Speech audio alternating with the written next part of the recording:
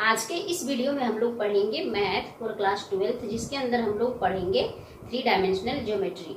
तो आज 3 dimensional geometry में हम लोग पढ़ेंगे equation of a line in a space. अभी तक जब हम लोग पढ़ते थे इक्वेशन ऑफ लाइन को 2 डायमेंशन में पढ़ते थे, किसी प्लेन में पढ़ते थे। तो आज हम लोग किसी स्पेस में पढ़ेंगे। जिस तरह से तो equation of a line in a space, तो 3D देखने में थोड़ा टफ लगता है, केवल और केवल हम लोगों को इसका फॉर्मूला याद रखना है। तो किस तरह से याद रखेंगे equation of line in a space. Class 12th में केवल और केवल हम लोगों को 4 फॉर्मूला पढ़ना है। वो कौन कौन सा है? सबसे पहला है आपका equation of a line through a given point and parallel to a given vector B. तो किसी वेक्टर के पैरेलल है एक लाइन का इक्वेशन हम लोगों को निकालना है, जबकि वो है एक पॉइंट उसका दिया हुआ है और वो किसी वेक्टर के पैरेलल है। तो उसका इक्वेशन निकालना है। तो उसका क्या हो जाएगा? 2 फॉर्म हो जाएगा, एक होगा वेक्टर फॉर्म और एक हो जाएगा कार्टेशियन फॉर्म। एक का 2 फॉर्म। दूसरा जो है equation of a line passing through 2 given point. 2 point हम लोगों का दिया हुआ है, जिससे क्या है लाइन पास कर रहा है। इसका हम लोगों को इक्वेशन निकालना है दोनों फॉर्म में, वेक्टर फॉर्म में, कार्टेशियन फॉर्म में। यही लाइन में बस यही 4 फॉर्मूला हम लोगों को याद रखना है। तो आज हम लोग डिस्कस करेंगे equation of a line through a given point and parallel to a given vector का दोनों फॉर्म, वेक्टर फॉर्म और कार्टेशियन फॉर्म। तो इसका वेक्टर फॉर्म कार्टेशियन फॉर्म, इसका वेक्टर फॉर्म कार्टेशियन फॉर्म, मतलब टोटल के 4 ही फॉर्मूला है इक्वेशन ऑफ लाइन का। तो चलिए इसका फिगर थोड़ा समझते हैं। इक्वेशन ऑफ ए लाइन हम लोगों को निकालना है through a given point and parallel to a given vector B. यहाँ पे बी वेक्टर दिया हुआ है, कोई भी वेक्टर हम लोग ले सकते हैं। तो इसका मतलब है एक वेक्टर जो दिया हुआ है ये बी वेक्टर है, इसके पैरेलल एक लाइन है, कोई भी लाइन या मान लेते हैं। इसका हम लोगों को इक्वेशन निकालना है, जबकि इसका एक पॉइंट, मान ली यहाँ पे कोई पॉइंट है ए जो दिया हुआ है, कोई भी पॉइंट दिया हुआ है, और तो इसी का हम लोगों को इक्वेशन निकालना है। तो सिंपल क्या हो जाएगा, वेक्टर फॉर्म में इसका इक्वेशन होता है equation of a line in vector form. इसका हम लोग पार्ट 1 लिखते हैं, equation of a line in vector form. क्या हो जाएगा? R vector equal to A vector plus lambda times B vector. यही बस याद रखना है। ये है इक्वेशन ऑफ ए लाइन जब क्या होता है एक वेक्टर के पैरेलल होता है और किसी एक पॉइंट से पास करता है। तो ये हो गया बी, हो गया ये वेक्टर जिसके पैरेलल है। लैम्डा क्या है? कोई रियल नंबर है, real number, any real number, कुछ भी हो सकता है। और ए वेक्टर मेरा क्या है? ए पॉइंट जो है इसका हम लोग पोजीशन वेक्टर, ये पॉइंट हम लोगों को दिया हुआ है, सपोज एक्स वाई जेड या फिर कुछ भी पॉइंट दिया हुआ रहेगा, अल्फा बीटा गामा। तो इसका ओरिजिन के रिस्पेक्ट में जो होगा पोजीशन वेक्टर वो है मेरा ए वेक्टर। और आर वेक्टर है जिसका हम लोगों को इक्वेशन निकालना है, ये आर वेक्टर है इस लाइन का इक्वेशन, इसके रिस्पेक्ट में, ओ के रिस्पेक्ट में, यानी आर पोजीशन वेक्टर। इसका पोजीशन वेक्टर भी कुछ हो सकता है, X Y Z alpha beta gamma कुछ भी। Equation of a line in vector form जब एक पॉइंट दिया हुआ है और एक वेक्टर के पैरेलल है।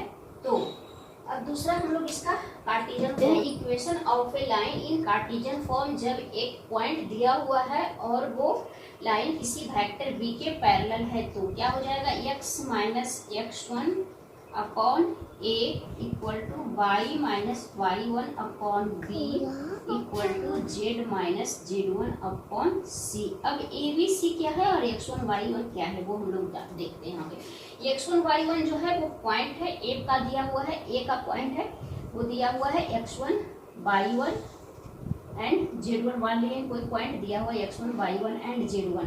एंड ए बी सी जो है वो बी वेक्टर का क्या है?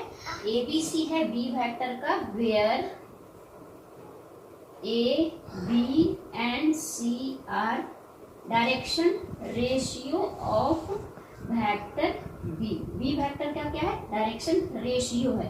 अगर हम लोगों को डायरेक्शन रेशियो के जगह डायरेक्शन कोसाइंस दिया हुआ है तो क्या हो जाएगा? इक्वेशन केवल x minus x1 upon L equal to y minus y1 upon m equal to z minus z1 upon n, ये बस हो जाएगा। एल एम एन जो होता है डायरेक्शन रेशियो कोसाइंस होता है एंड ABC जो है डायरेक्शन रेशियो है। इसको इस तरह से हम लोग डिनोट करते हैं। तो यही बस हम लोगों को दो फॉर्मूला याद रखना है, एक वेक्टर फॉर्म में और एक कार्टेशियन फॉर्म में, जब equation of a line passing through a point and parallel to A vector. तो इससे रिलेटेड एक प्रॉब्लम देखते हैं तो हम लोगों का कंसेप्ट क्या हो जाएगा, क्लियर हो जाएगा। तो चलिए स्टार्ट करते हैं। यहाँ पे क्वेश्चन क्या कर रहा है, क्वेश्चन देखते हैं। जो थ्योरी पढ़े उसके ऊपर ये क्वेश्चन है, find the vector and Cartesian equation of a line. Line का हम लोगों को कार्टेशियन और वेक्टर इक्वेशन निकालना है थ्रू द पॉइंट, इस पॉइंट से पास कर रहा है, and which is parallel to the vector this. तो यहाँ पे दिया, हम लोग जो भी पढ़े हैं वो क्या पढ़े थे, इक्वेशन ऑफ ए लाइन जो एक पॉइंट से पास करता है और पैरेलल होता है एक वेक्टर के। तो मान लेते हैं ये क्या है, बी वेक्टर है। हम लोग माने थे कोई वेक्टर इस तरह से बी वेक्टर है, इसके पैरेलल एक लाइन रहता है एल, इसका हम लोगों को इक्वेशन फाइंड आउट करता है। जबकि इस पे हम लोगों का एक पॉइंट दिया हुआ है, यहाँ पे ए मान लेते हैं, तो 5, 2 एंड -4, इसी का हम लोगों को इक्वेशन निकालना है दोनों फॉर्म में। तो यहाँ पे बी वेक्टर क्या हो जाएगा, बी वेक्टर हो गया 3i cap plus 2j cap minus 8k cap, ये हो गया। एंड ये ए पॉइंट मानते हैं तो इसका पोजीशन वेक्टर क्या हो जाएगा, position vector A vector with respect to O. तो हम लोग मान लेते हैं ए पॉइंट क्या है, मेरा पॉइंट ए जो है वो है 5, 2 -4। देन ए वेक्टर मेरा क्या हो जाएगा, इसका position vector with respect to O. केवल आई और जे इसमें क्या कर देंगे, ऐड कर देंगे। ए ऑलरेडी हम लोग वेक्टर में पढ़ चुके हैं किस तरह से पोजीशन वेक्टर फाइंड आउट करते हैं। तो अब हम लोगों का इक्वेशन ऑफ ए लाइन हम लोग in vector form, equation of line in vector, vector form क्या हो जाएगा, R vector equal to A vector plus lambda times B vector, ये हो गया। इसमें बस केवल क्या करना है, हम लोगों को वैल्यू यहाँ पे पुट करना है। R vector equal to A vector मेरा क्या है, Y cap plus 2j cap -4k cap, ये हो गया, plus lambda times B vector जो है 3i cap plus 2j cat -8k, ये हो गया। दिस इज द आंसर, यही मेरा क्या हो गया, आंसर हो गया। ये Cartesian vector equation of a line, यही बस क्या है, इतना ही लिखना है।